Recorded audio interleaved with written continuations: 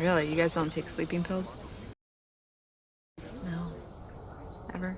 Nope. Honestly, Cam and I don't even watch the news anymore. Wow. You don't follow the news? No. What? Like, I'm just so over the whole news cycle, you know? So give me a break. They're just trying to freak everybody out. Yeah. They're just polarizing society by making us glued to their apocalyptic. What do you watch, Ethan? What do we watch? Like documentaries? Ted Lasso sometimes? We love Ted Lasso. Oh, you like it? Yeah, man. Yes, of course. So likable, right? Yeah. I don't watch Ted Lasso.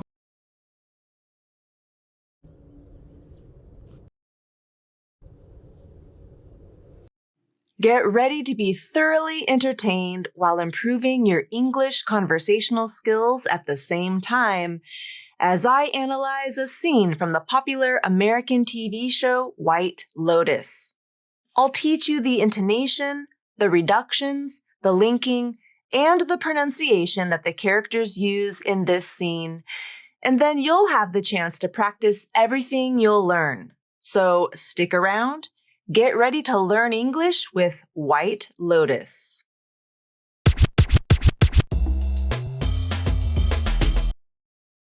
How many of you have seen this show, White Lotus?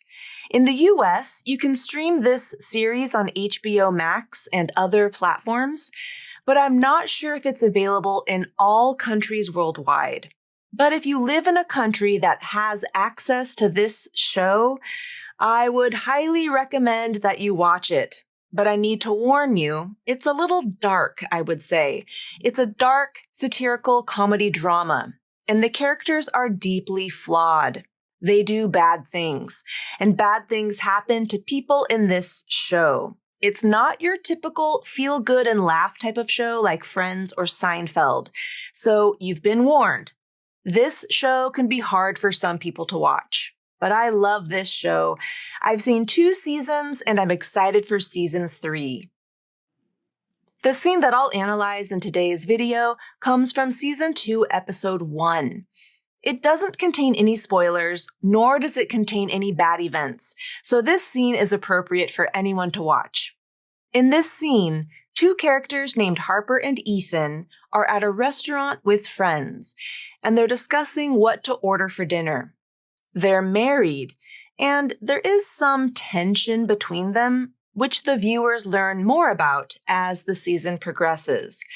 So you can sense that something is wrong with their relationship, but you don't know enough about the characters yet to know for sure what's going on. I'll analyze just 4 sentences from this scene, and I'll teach you the details about the pronunciation, the intonation, the reductions, and the linking that I hear. I think this show, and especially this scene, is a great example of natural pronunciation. The type of pronunciation and speech that native speakers use every day with friends and family. And I know that's exactly what you're looking for. So let's jump right into the analysis. I'll play the entire scene for you first. Okay, I think we should split the arugula salad and the beet salad, and then maybe get the raviolo and the vitello. Kind of wanted to try the fish. The white fish? Yeah.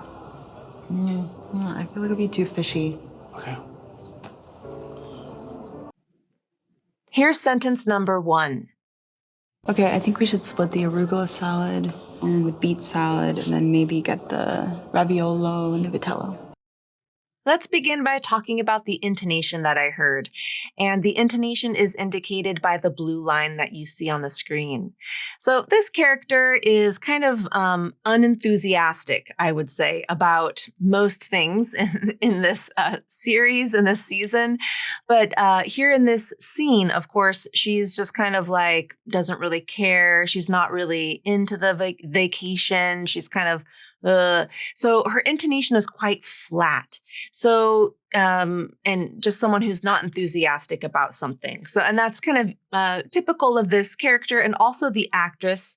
You know, she's kind of known for having this sort of delivery or this style to her speech. She's really like unenthusiastic and kind of funny in that way. So you see kind of like some flat intonation here. And she kind of drags out, okay, I think we should split the arugula salad and the beet salad, and then maybe get the ravioli di vitello. So she just uses kind of flat, boring intonation here. But, this is actually pretty typical of someone in that situation. She's not happy to be there. Would rather be anywhere else than at that dinner table. And so she's using this kind of like lazy intonation. You'll notice as well that over the word I wrote vocal fry, and you'll see that the blue line is dotted. So she uses this technique called vocal fry or glottal fry, and it's something that is very common in the speech of native speakers, especially younger people maybe in their 30s or younger, and it's this sound, this kind of sound. And she says, get the... Okay, so she has that kind of bubbly, gravelly sound, that popping noise. Now, it's not my preferred style of speech, although it's very common, right? Everyone does it. I do it as well. But some people tend to use it too much, in my opinion. So there are some techniques that you can use to not use vocal fry all the time. But this character uses it. And again, it's common. It's common to use at the end of thought groups or when you're just trailing off with your voice. And you hear her do it here. And she probably does this throughout the entire series, and probably some of the other characters as well, because it is just so common to do, but that's what it is. Okay, so that's why you see those dots there. And one thing to note about the vocabulary here, so she's wanting to order raviolone di vitello. Now, I'm not quite sure if that's exactly what she said. They're at an Italian restaurant, and so I looked up what I thought she could have said. I think this is what she's saying when she says that, raviolone di vitello. Some sort of like lamb ravioli, I think is maybe what that translates to. I can't remember what the vitello means. If you speak Italian, please let me know. Am I accurate in what I heard? But it's something like that. Okay, so that's the only part of this scene where I'm like, ooh, not quite sure what she said, because she's speaking, this is the Italian word that she's using. All right, so let's play that intonation back so you can listen to it again. Okay, I think we should split the arugula salad and the beet salad, and then maybe get the raviolo and the vitello. Okay, I think we should split the arugula salad and the beet salad, and then maybe get the raviolo and the vitello. Okay, I think we should split the arugula salad and the beet salad, and then maybe get the raviolo and the vitello. All right, now let's talk about some of the linking that I heard. So the linking is indicated by the green that you see on the screen. So I drew a vertical line here between the two words okay and I. Now I did that on purpose because she does not link those two words together. She could have, right? I've talked in the past about vowel to vowel links, and there is a vowel to vowel link in this scene that I want to point out. But here she didn't link. She stopped her vocal cords right here. Okay, I. Okay, I. She literally stopped the vocal cord vibration and separated those two words. So there's no link there. So I wanted to indicate that so you would know not to link there. And here we keep going. Let's talk about this next link. This is going to be probably the most challenging link that you'll practice in this scene. It's linking with the unreleased D consonant to another consonant. And it's between the words should split. Should split. So the unreleased D I've indicated by this little kind of caret there, like along the side of the D, and I just wrote unreleased D above it. So the unreleased D is really tricky to use in English. So most commonly, what people will do is they will either drop the D sound completely, and they would pronounce this as we should split, and just drop the D. Or a speaker might substitute a glottal stop instead of a D. So they'll turn their voicing off too soon and link it this way. Should split, should split. I think we should split. Should. So I hear a T sound there. I don't hear a D. I hear should, which is not a real word in English. It's almost the D. Maybe your tongue tip comes up, but you're stopping the vocal cords here. Should, split, should, and you get that abrupt ending. So that's not correct either. Or if that's really challenging and that link is so challenging, a speaker might put the actual true D sound in there. Should split, should split, should should and the tongue might drop down and release from the roof of the mouth, which is not what she does here. Okay, so here's what she does do when she uses this unreleased D. She pronounces the first part of the D. The tongue tip comes up to the alveolar ridge, just like it normally does. Her vocal cords stay on, and that's it. She does not release the D. Should.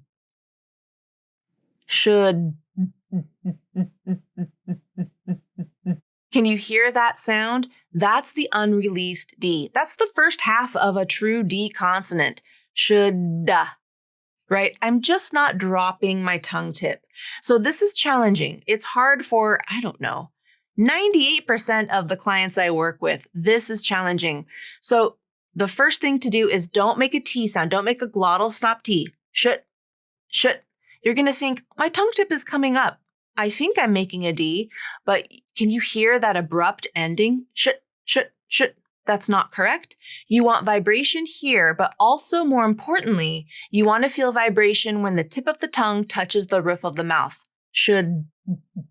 I feel some secondary vibration where my tongue tip comes up. Okay, so that's the unreleased D. Should. And it's not an N consonant. That's the other thing that people might do. Should. If you can hold out this sound, you're making an N. Okay, you're not making a D. Should. The D, you can only hold out for like a couple of seconds maybe before all the air is building up and it has to come out. All right, so should split, should split, should split, should split, should. That's the link, and it happens very, very quickly. So that's probably the most challenging link that I'll discuss in today's video. All right. If you want more practice with that unreleased D, go to the linking and connected speech playlist on my channel, and you can see there's some videos there about linking with the contraction I'd and also linking with the unreleased D. All right. The next link I'm going to talk about, which you'll see repeated 2 other times in this scene or in this sentence, is this stop T here. So I'm indicating this with a vertical line, and then I have this symbol underneath. It looks like a question mark, and it's the symbol for the glottal stop. It happens here between split the, it happens here between beet salad, and it happens here between get the. So all of these phrases follow the same format. You have a final T linking to a consonant. So when that happens, typically that final T becomes a stop T or a glottal stop T. They mean the same. I use those terms interchangeably. So that means it's a T sound that's made with the vocal cords. So let's practice that in isolation, right? So just say this with me. Uh-oh. Uh-oh. That feeling you get when the vocal cords, something is catching in your throat. Uh-oh. That gap between those 2 words. Uh-oh. That's the stop T, the glottal stop T. The vocal cords actually come together and close off the air and stop the vibration of the vocal cords. It's the absence of sound.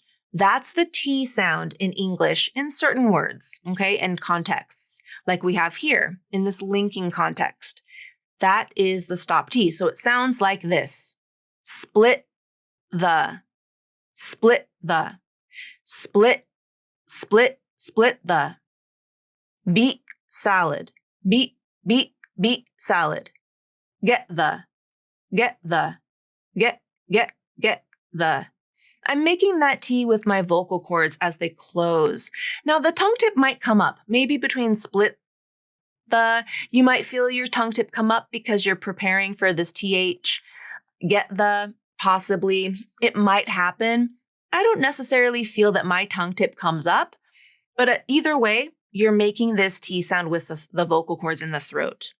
Okay, so that's very important. This stop T or glottal stop T linking, it happens everywhere in English because it's really common that a word's going to end with a T consonant and then link to another consonant. Okay, so you can have this between words. You can also have this in the middle of a word between syllables. So it's a very common T pronunciation, a variation of this T sound in English. So pay attention to that.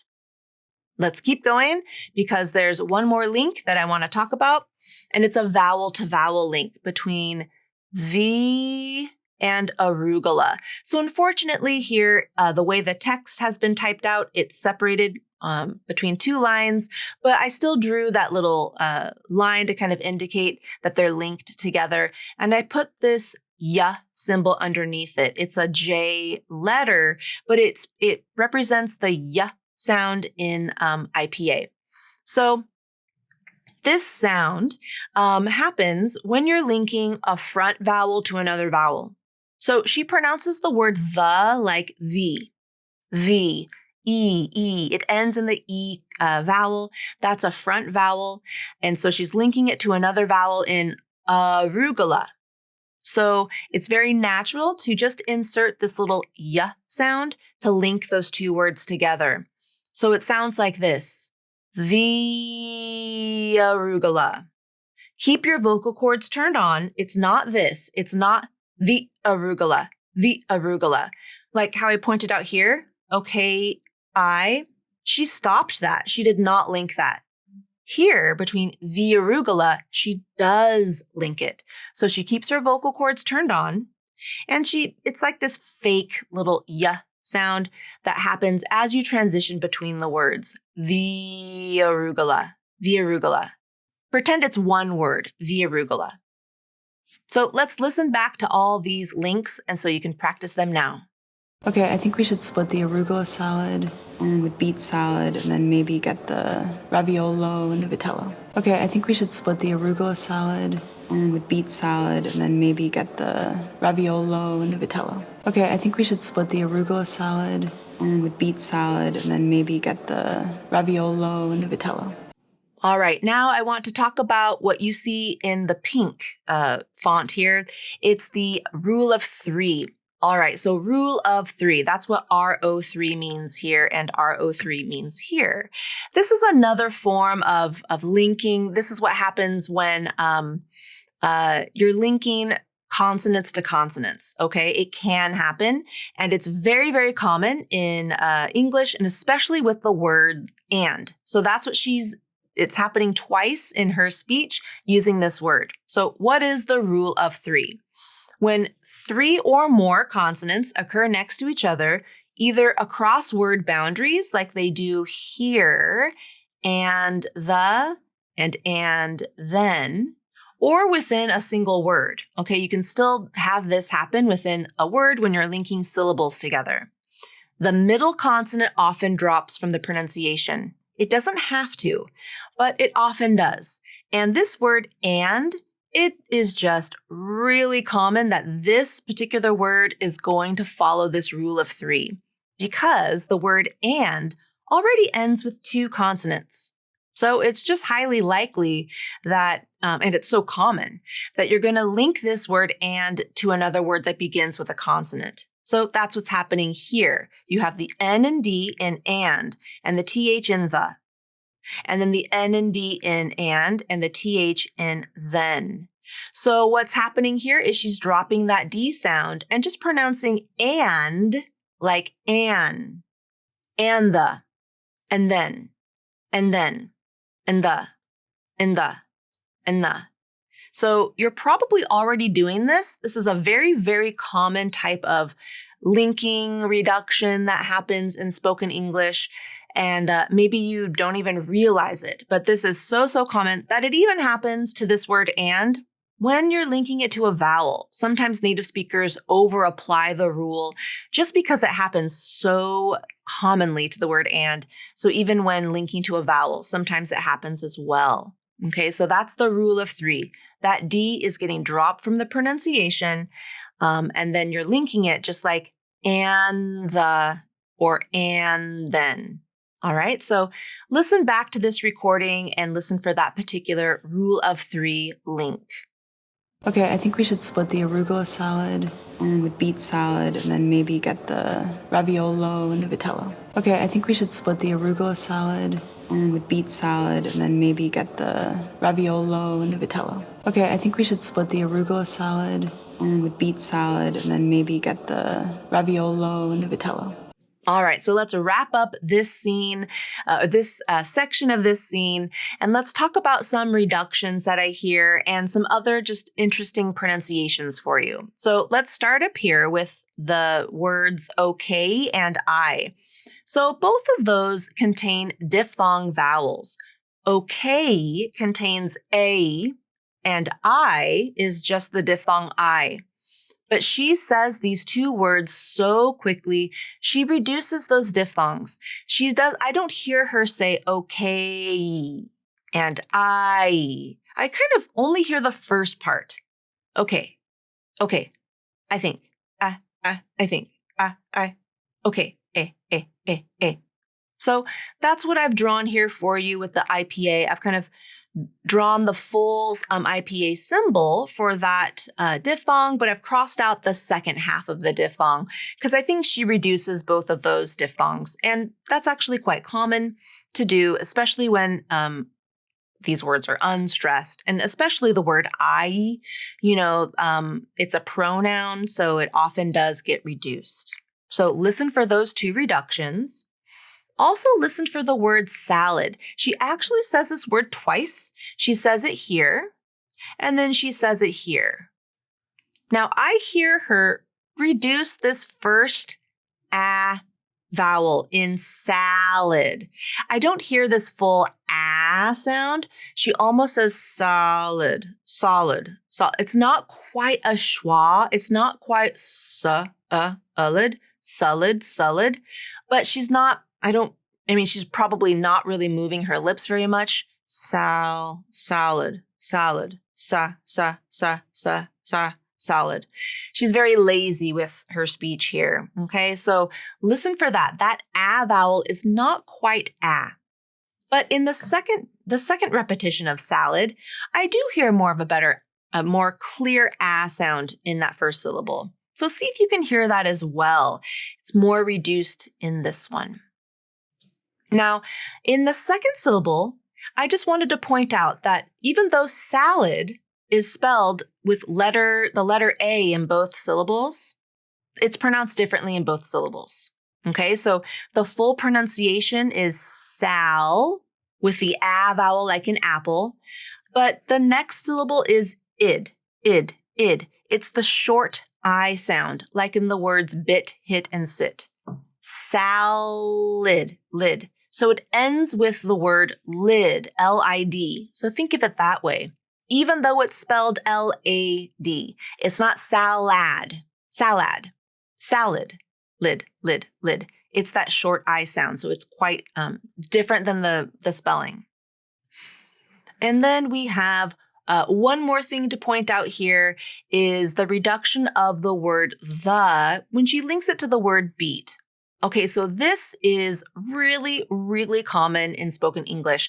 This word the, oftentimes that vowel just gets dropped. It's almost just like a TH sound.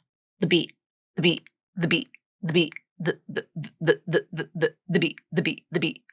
Instead of trying to think of the beat, or the beat, instead of trying to put this schwa sound in there, try to get rid of it.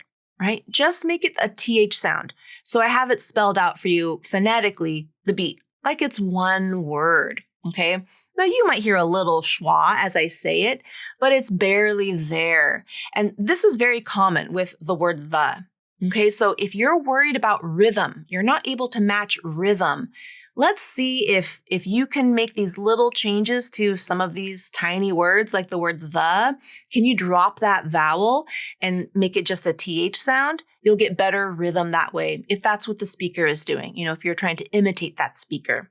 Listen for that, okay? Because that's something that native speakers are doing that you might not be aware of. All right, so let's listen to this full sentence again so you can practice everything. Okay, I think we should split the arugula salad and the beet salad and then maybe get the raviolo and the vitello. Okay, I think we should split the arugula salad and the beet salad and then maybe get the raviolo and the vitello. Okay, I think we should split the arugula salad and the beet salad and then maybe get the raviolo and the vitello. Here's sentence number 2. Kind of wanted to try the fish. So here is sentence number 2, and it's spoken by the husband.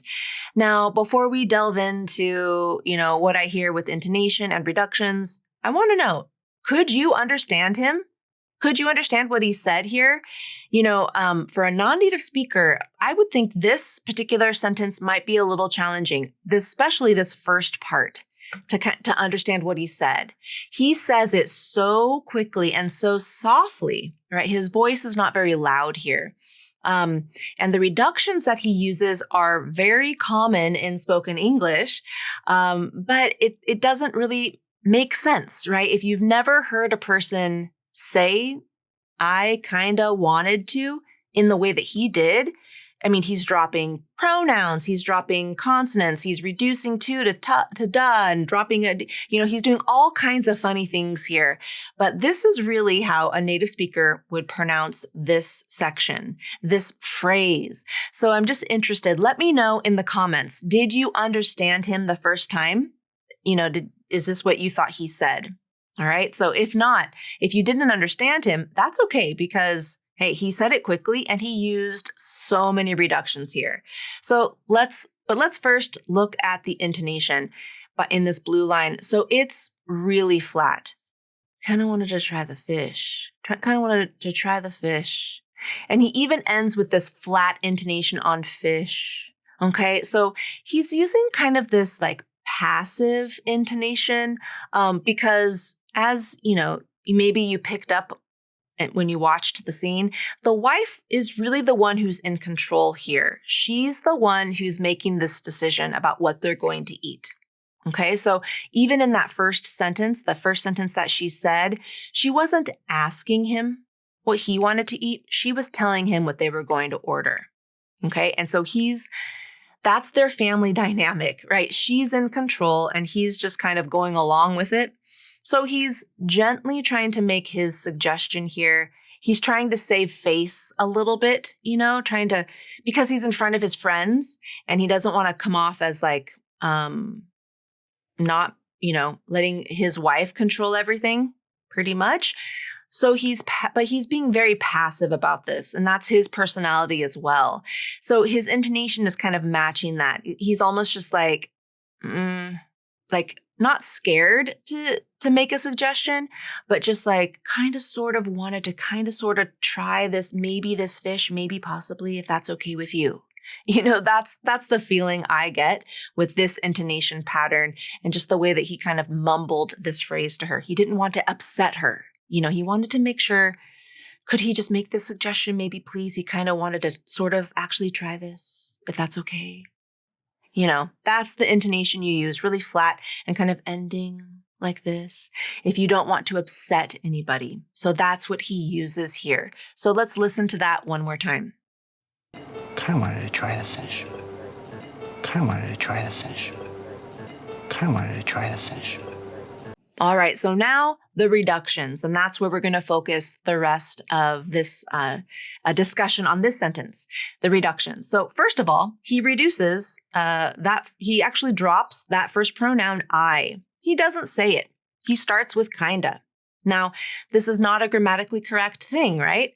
But this does happen. When native speakers drop that initial pronoun, like I, or sometimes the word what, some of these words, you'll hear it on occasion that they'll drop that initial pronoun, they'll drop the subject of the sentence and just kind of say the rest of the sentence. And you'll think, why did they do that? That's not grammatically correct.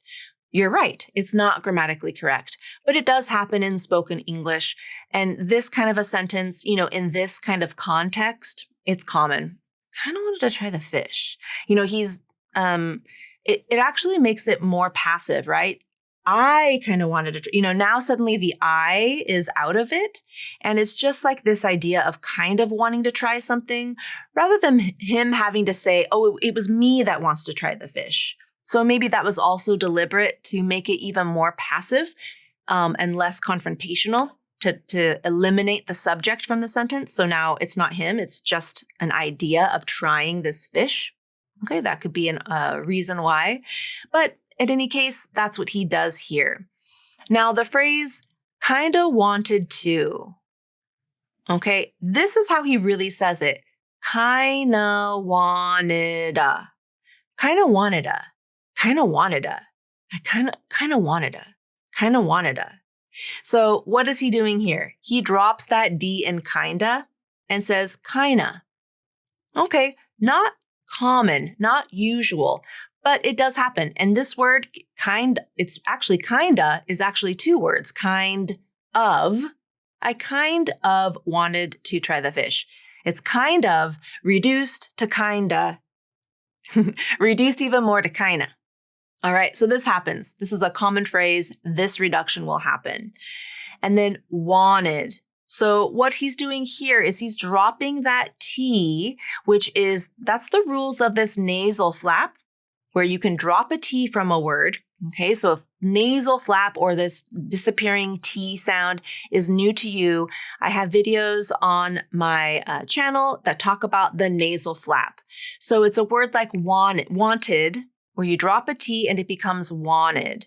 So that's what he's doing here. He's dropping that T, and that's fine to do. And then he's also kind of dropping that final D sound in wanted and just linking it right up to the word to, but he's reducing that T to a flap and then reducing the oo to the schwa. Okay, so lots of changes and reductions here are happening to this phrase because it's just, it's fast, it's common to say, and, he's trying to be a little bit less confrontational. So he's reducing all of his speech. Kinda wanted a. Practice that a few times and see if you can just get yourself to say it like that. Close your eyes. Kinda wanted a. Don't look at the words, right? Because you're going to see all those D's and T's and you're going to want to pronounce them fully. But that's not what he does here. Now, the next reduction he uses is the word the. So I wrote reduced TH with a question mark because he might have reduced his tongue placement of that initial TH consonant. Now, that's common with the voiced TH when it comes at the beginning of an unstressed word or a reduced word, like the word the. So this is an article, the word the. It's a function word. It's not an important word. It's just the grammar. It just links the content words together. So oftentimes, native speakers will pronounce this voiced TH with a reduced tongue placement. So instead of the tongue tip coming out between the teeth, the. Instead, you simply just bring your tongue tip forward and it hits the back of the front teeth. The. Now be careful. Your tongue tip must come forward. It doesn't come up. If your tongue tip comes up, you might end up saying da, a D sound or something like that. And a native speaker can hear the difference between the, and da. So if you're going to practice this reduced TH tongue placement, make sure the tongue tip comes forward. The teeth are still separated, and you're just going to hit the back of the front teeth, okay? The fish, the fish, not the fish. All right, so not a D, it's a TH. Native speakers can hear the difference. It's just a reduced tongue placement. All right, so let's listen to this again so you can listen to all of those reductions. Kinda wanted to try the fish. Kinda wanted to try the fish. Kind of wanted to try the fish. Here's sentence number 3. The whitefish? Yeah. Okay, now let's discuss sentence 3. And this is 2 sentences, really. Both of the characters speak on this slide. First, we have the wife. She says, the whitefish. And then the husband says, a very soft, yeah. All right. So let's look at the intonation here. Now, they're both using very typical intonation patterns. Her response is a yes, no question. The whitefish. So this is one way that you can create a yes-no question in English. You take a statement, the whitefish. Okay, that's a complete sentence, the whitefish, period. And all you do is turn the intonation up at the end, and now it becomes a question. The whitefish? So this is, she's asking for clarification here. It's a yes-no question. He's either going to say yes or no to this. She wants to clarify what he meant by wanting to try the fish. What fish? The whitefish? Now, you'll see her intonation again. It follows the yes-no question pattern, the whitefish, with an ending with upward intonation, but she's kind of flat there on that final word, fish, instead of fish, okay, which maybe if she cared more or was receptive to the idea of this white fish, she maybe would have asked with maybe different intonation, like the whitefish. Maybe even that higher rise in intonation, whitefish, would have indicated some sort of interest, or at least she's open to the possibility of eating whitefish. But she just said the whitefish, okay, flat, still went up on that word, but clearly indicating that she has no desire to eat this fish, okay? And then he answers with a whisper or just very soft voice, yeah. Yeah. Okay, again, he's being very passive here. He doesn't want to upset her because she has the power in the relationship. She at least has the power over what they're eventually going to order in this meal. And so he is still trying to save face a little bit here in front of his friends and still assert himself. You know, this is what he wants, but it's obvious that she does not want this. Okay, so listen to this again. The whitefish? Yeah. The whitefish? Yeah. The whitefish? Yeah. Now let's talk about the linking. So there's really only one link that I want to discuss here, and you'll see it. It's highlighted here in green. It's the link between the words white and fish. So we have a stop T link. Okay, we have a final T in the word white, linking to an initial consonant, the F in fish. So it happens fast, but she's using a very quick glottal stop there for that T in white. The whitefish, the white. It's not why. She doesn't just stop her voicing. She abruptly ends the voicing with a glottal stop, and that glottal stop is the T.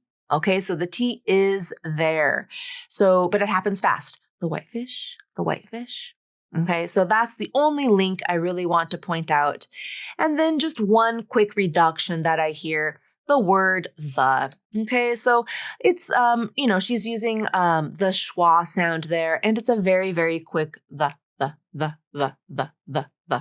So again, if you want to try to master rhythm, so think about this word. This is one easy word that you can really almost always say much shorter than you probably are, unless it's stressed. The whitefish, the whitefish. You might hear a native speaker pronounce it both ways, but it'll be stressed and full volume and full duration. But here it's not stressed. So become comfortable with pronouncing this word quickly. All right, so listen to this one more time. The whitefish? Yeah. The whitefish? Yeah. The whitefish? Yeah. Here's sentence number 4. I feel like it'll be too fishy. Okay. Now we have our final sentence here, and it's actually both speakers. We have the wife speaking first and then the husband. And let's talk about the intonation. Okay, so pay attention to what I've drawn out and what I've written in the blue ink.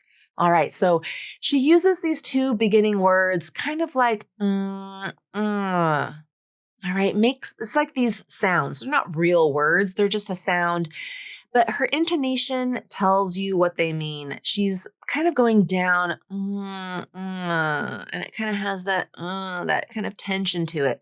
That is to show disagreement. Okay, disagreement or just disgust. It's no. Pretty much, the answer is no. She does not want this. Okay, so I'm not sure if in your native language, if you use similar sounds and similar intonation patterns to indicate disagreement without actually saying the words, I disagree, right? I can communicate all of that with these two sounds. Okay, that's all you need to know. And it means, no, I'm disagreeing. So she does a very nice job here of just using just really a very natural way of saying no without saying it. Then she continues with her sentence, I feel it'll be too fishy. And kind of her fishy has a little downward step to it, but the E on fishy, it doesn't have a glide in that final syllable. The intonation is kind of flat. I feel it'll be too fishy. Fishy. Okay, so it's almost like a whiny, kind of like, I don't like it because it's going to be too fishy. Okay, this is very much like this actress. She says a lot of her lines like this, especially in this show. But just overall, the characters that she tends to play, I feel it'll be too fishy. Like if you are familiar with her acting at all, that is certainly her style. But again, it's kind of showing, disagreement, doesn't want to do it. And she's kind of just like not interested. And then he responds with, okay. It's a really, I actually didn't know for sure what he said here, but I think he does say, okay. So I wrote that he's giving in. Okay, so his intonation, okay. He kind of ends with a glottal fry or something kind of breathy there at the end. And he's just like surrendering to her, pretty much is what his intonation pattern is saying. He's just saying, fine, we're not going to get the fish. Okay.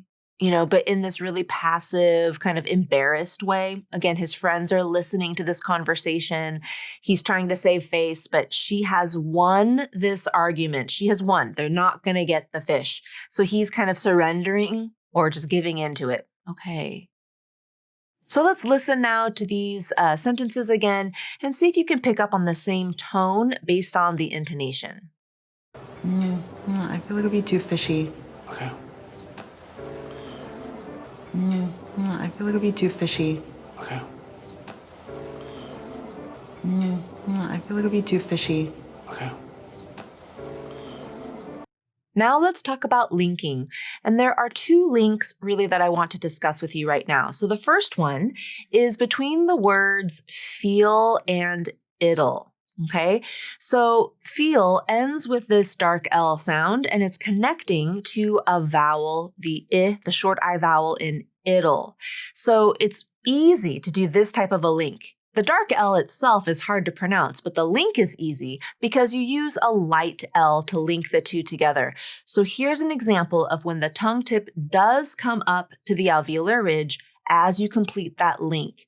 Feel little. Feel little. It's almost like you're saying the word little. Okay, I feel little. Feel little. So allow your tongue tip to come up and make a light L, and then keep your voice turned on, and then link those two words together like they're one word. All right, now the next link happens in the word it'll. So this word can be challenging for non-native speakers to pronounce because what they want to do is they want to pronounce that T, it'll. It'll.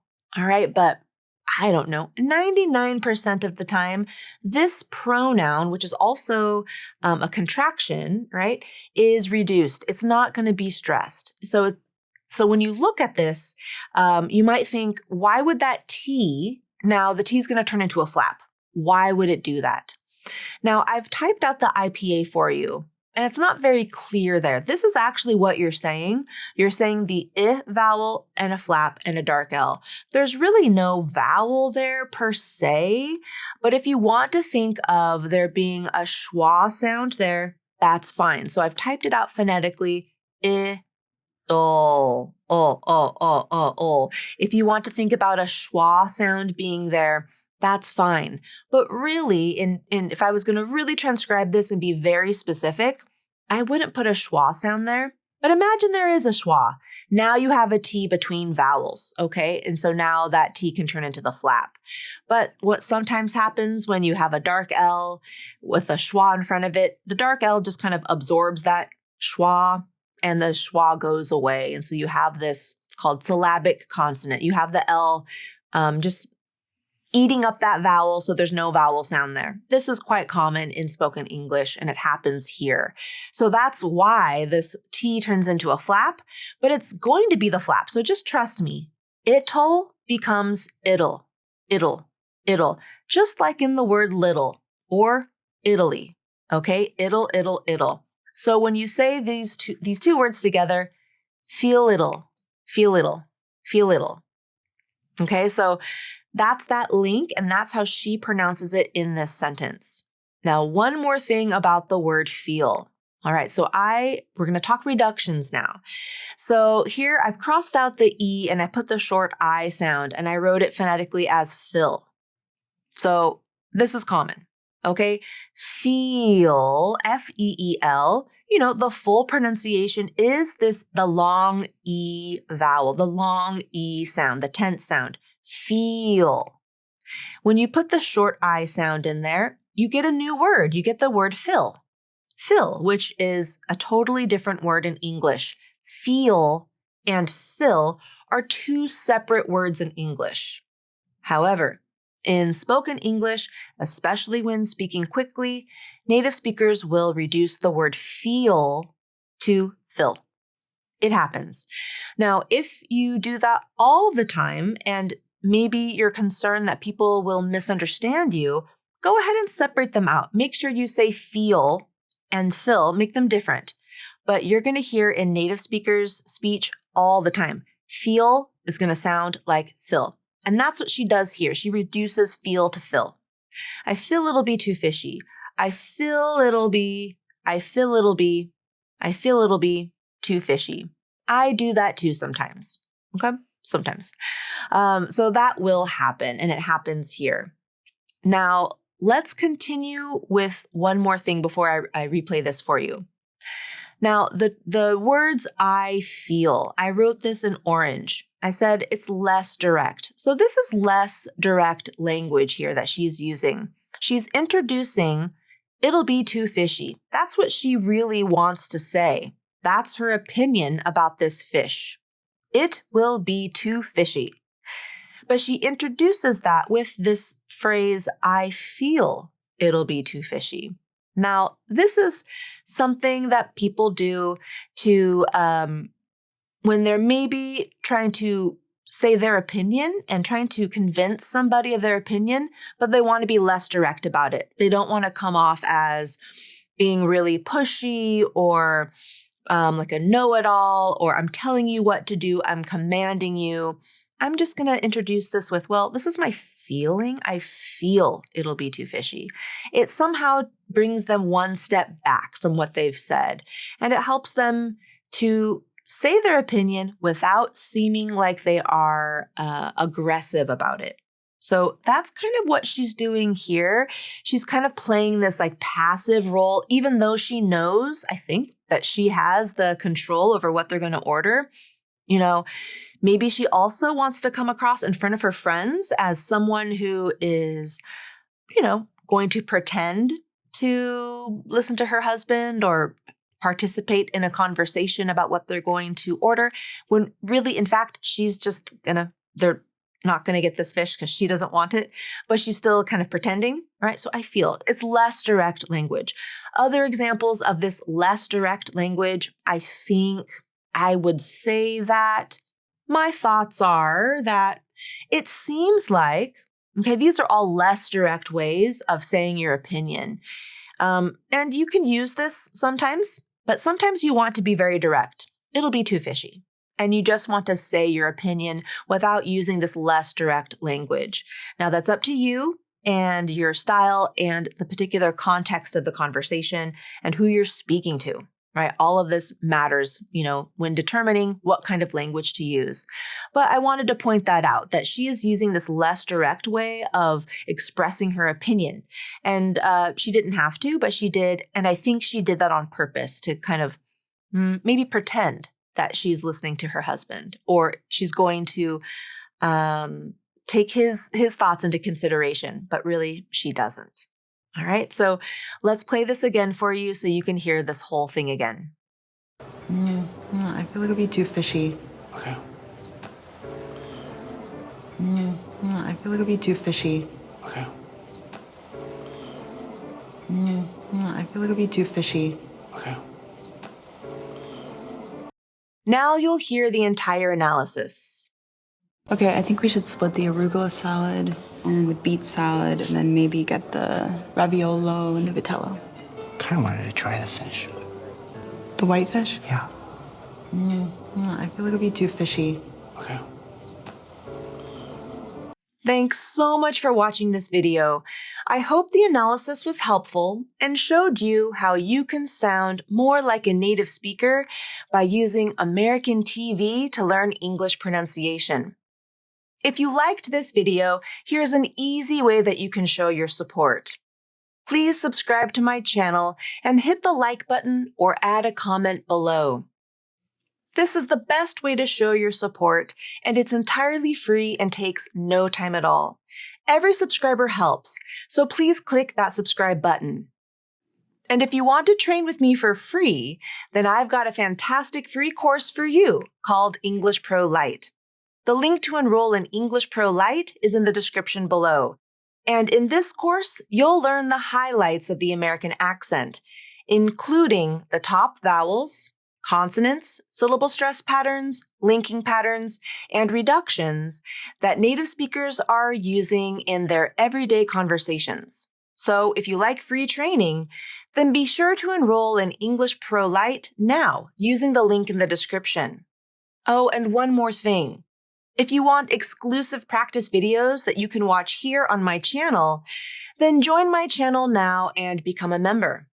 I upload new practice videos and audio lessons to my YouTube channel every month.